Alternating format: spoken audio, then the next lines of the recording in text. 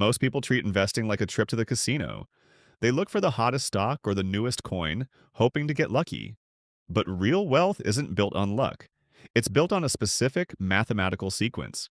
I used to see people with million-dollar salaries go broke because they skipped step one. Today, I'm giving you the exact blueprint I used as an investment banker. Before you buy a single share of stock, you need a fortress. If your car breaks down or you lose your job and you have to sell your stocks at a loss to pay for it, you've already lost the game.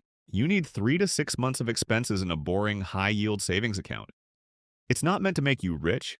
It's meant to keep you from becoming poor. Credit card debt is a fire that burns your wealth faster than the market can grow it.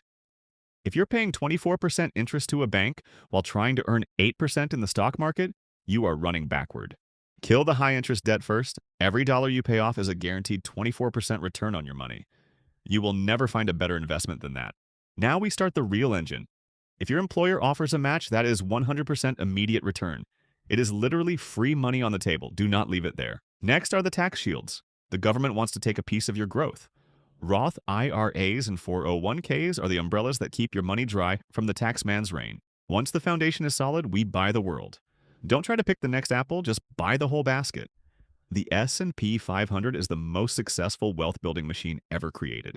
Investing is like watching paint dry or grass grow. If you want excitement, go to Vegas. If you want wealth, stay boring. The order matters. If you build the roof before the foundation, the house will collapse. Follow the sequence. Stay disciplined, and most importantly, stay safe.